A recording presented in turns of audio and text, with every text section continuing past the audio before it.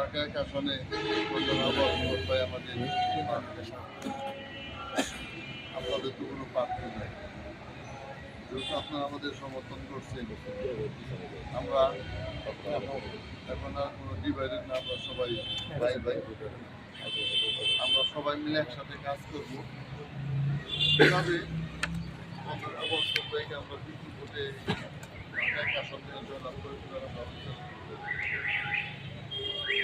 আমাদের যখন আমরা কোনো একটা কাজে হাতে আমরা সহমর্মিতার সাথে